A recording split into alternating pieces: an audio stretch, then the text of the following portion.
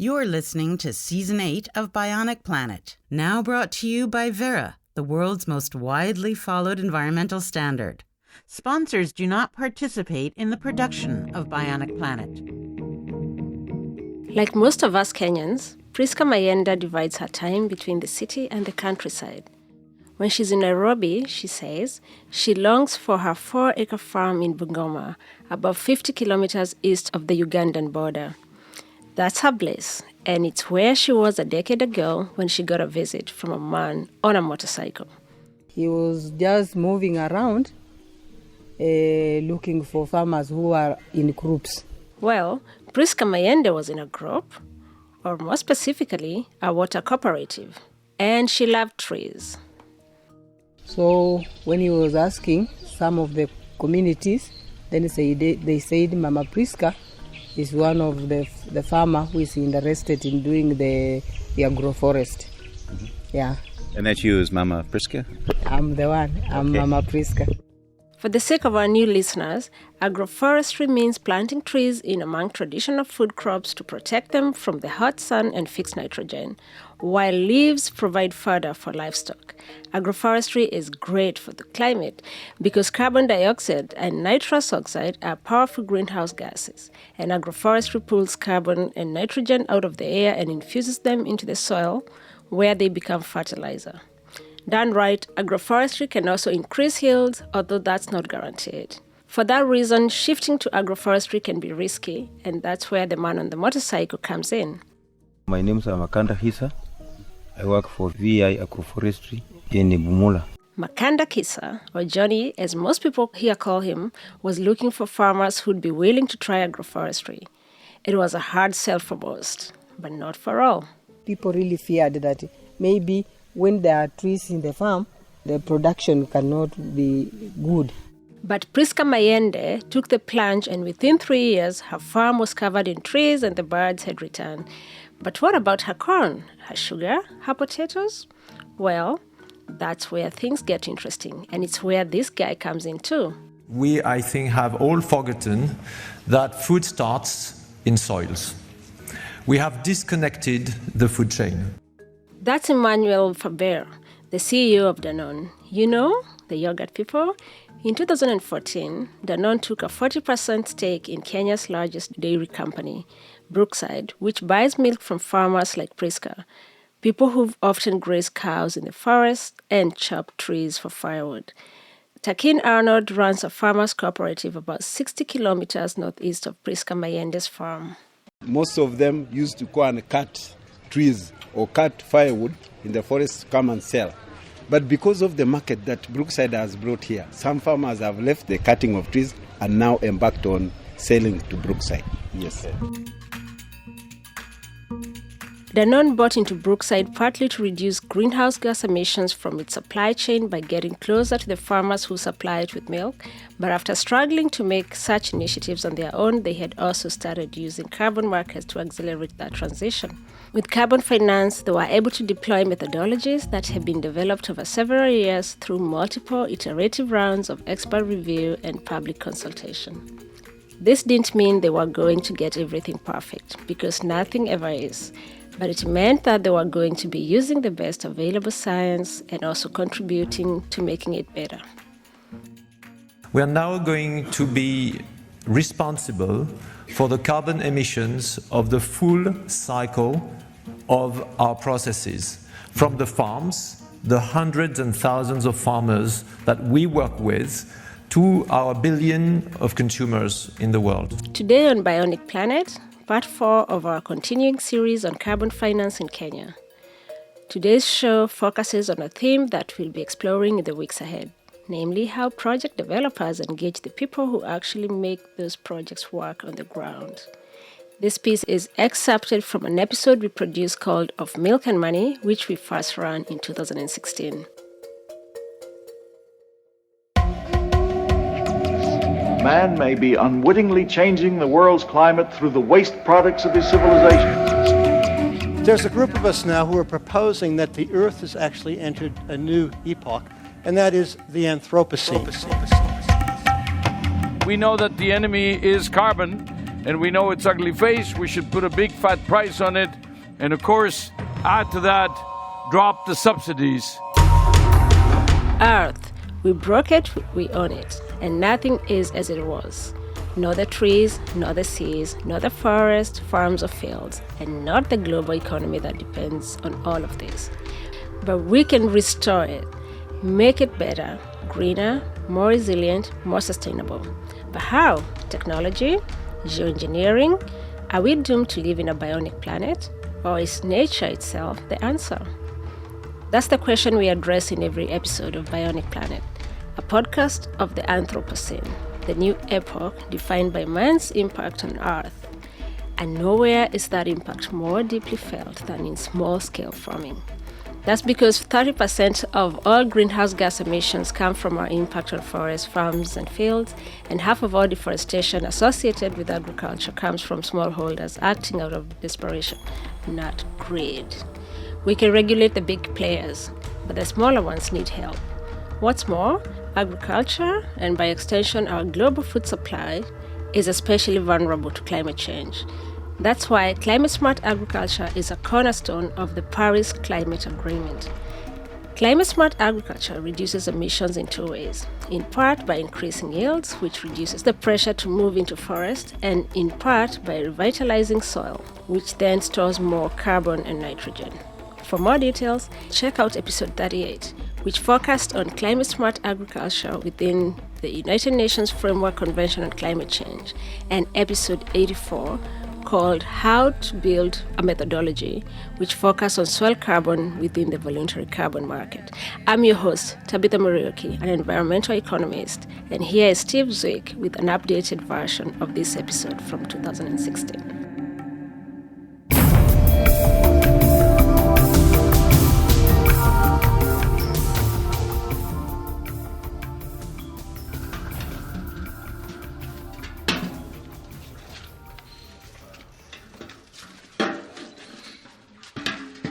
I'm standing on the porch of a concrete bungalow at the base of Mount Elgon near Kenya's border with Uganda.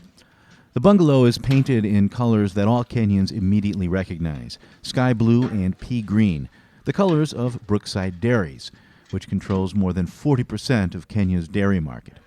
The Kenyatta family owns half of the company, Dannon owns 40%, and a private equity partnership called the Abraj Group owns 10%. This bungalow, however, doesn't belong to Brookside. It belongs to the Kaptama Farmers Cooperative, which is a crucial link in the long and intricate supply chain from your local grocery store through multinational food giants like Dannon to small farmers like this guy. I'm Silas Cherongis. I'm 38 years. I've been farming more than 10 years. 10 years. I've been given a farm by my father, and I was a local farmer. But through seminars and other trainings, I started practicing dairy farming. There's no school today, so kids have been helping out their parents, bringing in the milk for them, and Silas is the first adult to show up. Until now, it's just been young boys, most not even 10 years old, wearing rubber boots and sandals, carrying little cans of milk from nearby farms.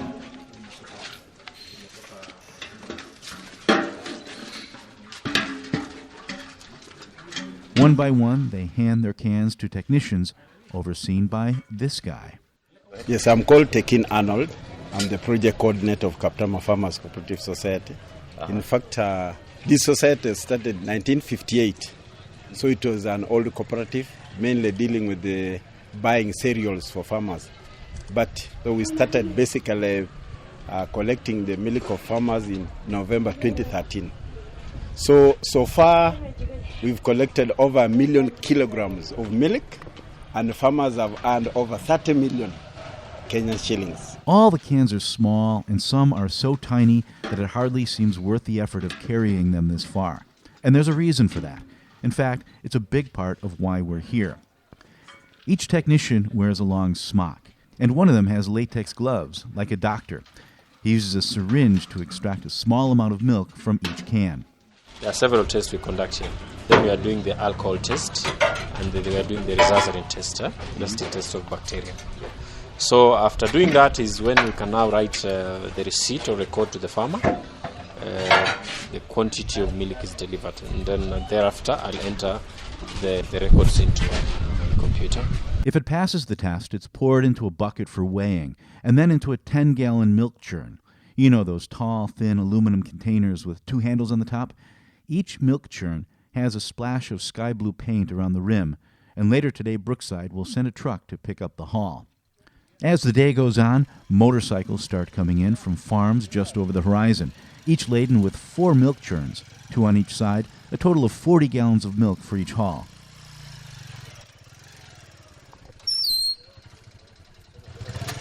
Then a truck comes from one of 14 collection points spread across Bungoma County.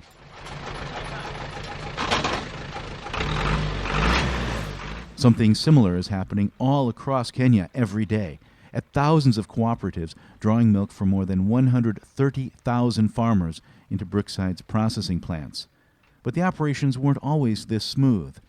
A few years back, Brookside faced a milk shortage. So they did a little research and found that some farmers had given up on dairy because even a single cow is a major investment, and the milk market was a day-to-day affair. On some days, farmers would show up with milk only to find no buyers. So Brookside guaranteed that they would buy whatever the farmers can produce. But they also noticed something else. In some parts of their territory, farmers brought in 3 liters per cow on a good day. In other parts, they brought in 7 or more, and consistently. Here the solution is a bit more complicated, because they found that the farmers who generated the most milk weren't the ones grazing their cows in the forest, but were instead the ones who brought the forest to their land by planting trees. Remember what Taken Arnold said earlier. These are people who have their animals in the forest, so most of them used to go and cut trees or cut firewood in the forest to come and sell.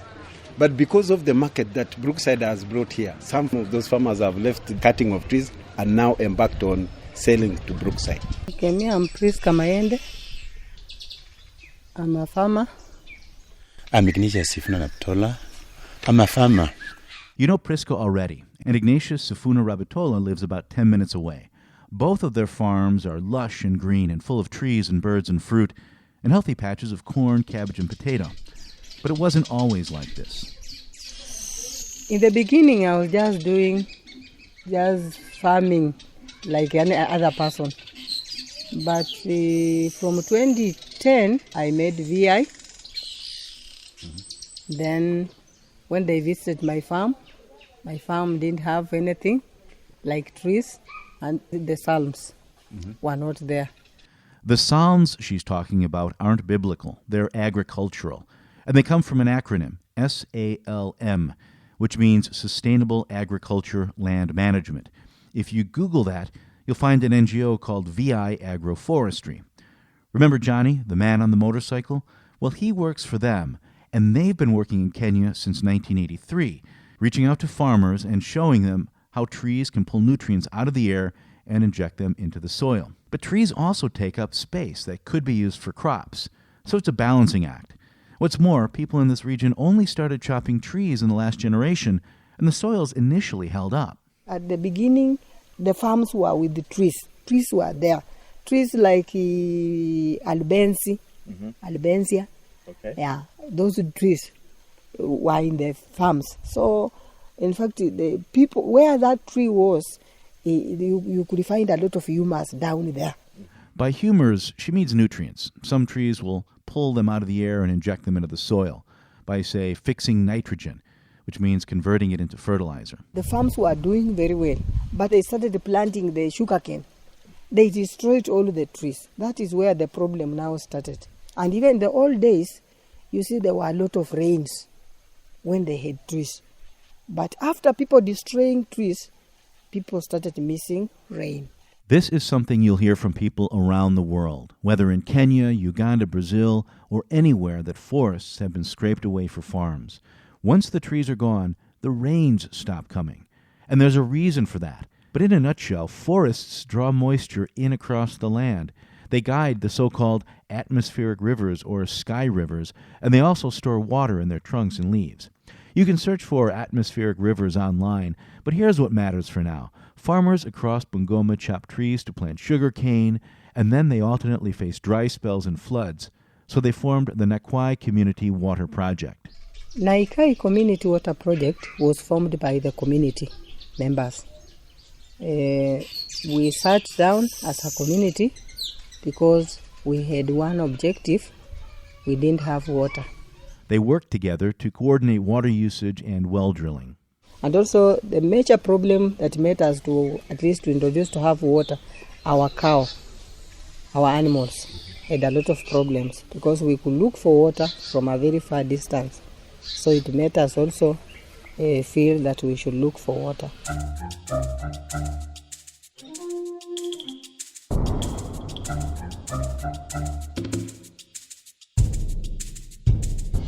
Cows. They needed water for cows. Remember the dilemma that Brookside and Dannon faced? The wild fluctuations in milk production? How some farmers were consistent and others weren't?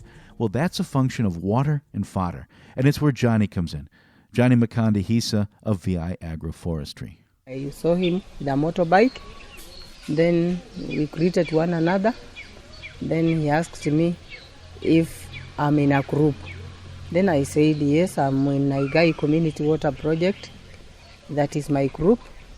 Then he asked me if at least we are interested of meeting visitors. Then I said, yes.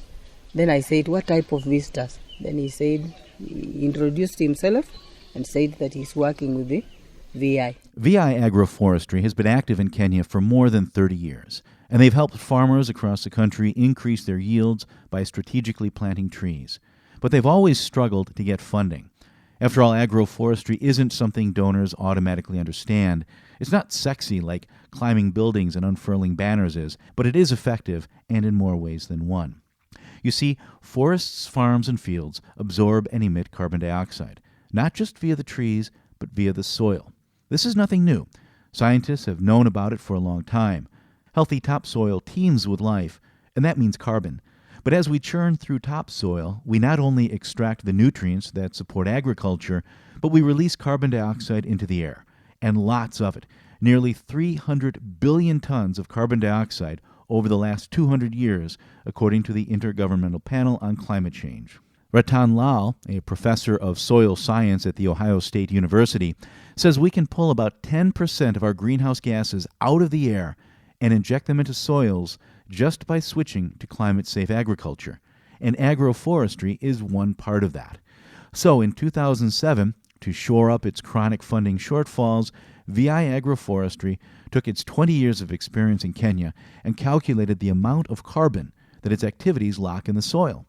Then it drew up a plan to finance its activities by selling carbon offsets, with most of the money going directly to farmers.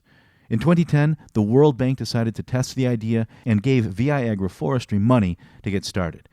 That's around the time that Priska invited Johnny to pitch her water group on agroforestry. Our first meeting was the group of these farmers, the Naikai group, had heard about VI Agroforestry, and they never knew exactly what we were doing. So when they invited me in their meeting, so I was to introduce myself and tell them what VI Agroforestry does with farmers.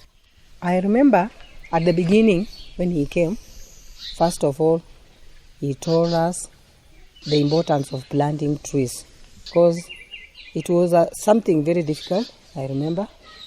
In fact, he told us that we as VI, we promote farmers to plant trees, at least to improve their livelihood. So one of them that people really admired was the firewood, because Hispania is part of firewood, and also something again other people also admired, Hispania is also a fodder. It's a fodder for the animal. At the time, Priska didn't have a cow, and neither did a lot of her neighbors. Those who did often took them grazing in forests, and they also chopped trees for firewood. But every day in the forest was a day off the farm, and their activities accelerated deforestation and everything that comes with it, the dry spells, the floods, and the landslides. So after that, they accepted that they are going to work with us. So we recruited them. We sensitized them, and then we recruited them. Then after the first training, then he brought the seeds. Yeah. So the seeds he brought, I remember, they were Hispania to do farm plan layout. Agroforestry begins with farm plan layout, which involves dividing the farm into 6 or 7 different plots so the crops can be rotated without ever leaving a field fallow. It's a big part of all this. Remember Ignatius Sifuna Rebatola?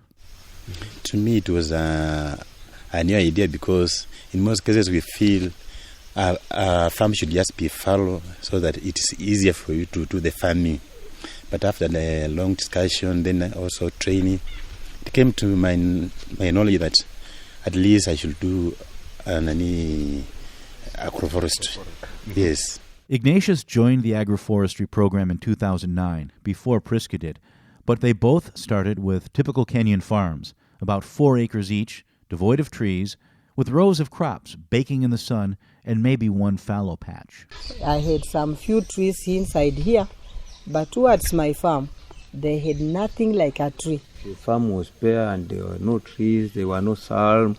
It was just like that. Mm-hmm. But the moment we started training her, she started implementing immediately. Then he brought the other species like Grevillea, Godia, and others. Mm-hmm. Yeah, so many. And once she started, others followed, thousands of them. In 2015, Environmental Auditing Group SCS Global Services audited the figures for 2012 to 2014 and found the carbon sequestration per farm was almost double the expected amount. And via Agroforestry had achieved its goal of pulling 150,000 metric tons of carbon dioxide from the atmosphere. Today, the Mount Elgon program supports more than 30,000 family farms whose income has doubled on average, thanks to the increased soil fertility. The soil has, in fact, absorbed more than 1 million metric tons of carbon dioxide, while the methane emissions per gallon of milk have plunged, thanks to healthier cows. The program also uses Mutral, an additive we covered in 2017 in an episode called How Garlic, Cloves, and Orange Peels Cut Cow Barbs and Slow Climate Change. The Mount Elgon project was eventually absorbed into the Livelihoods Funds, which are a group of funds spearheaded by Danone, almost exclusively to offset its emissions and those of nearly 24 other companies, including Mars, Schneider Electric, and Michelin, which all got green long before it was fashionable. The Livelihoods Fund work by teaming up with local NGOs like VA Agroforestry around the world and then working with them to launch new projects. When this series resumes, we will dive deeper into other Kenyan projects in the Kasigao Corridor, which is the farming region between Sava East and Sava West National Parks. We'll meet former poachers who've become forest rangers and hear from school administrators who've used carbon finance to rebuild dilapidated schools, although we may also drop a few other episodes in before getting to those. That's because these sorts of episodes take a lot more time to produce than do straight interviews. And while our sponsors, Vera and Responsible Alpha, do make the shows possible, we need your help to produce at scale. If you want more and better episodes, then consider becoming a patron at patreon.com. That's patreon.com/bionic-planet. There you can support us for as little as $1 an episode. Steve will be back in the host seat, but I'll be helping out as well. Until next time, I'm Tabitha Morioki. Thank you for listening.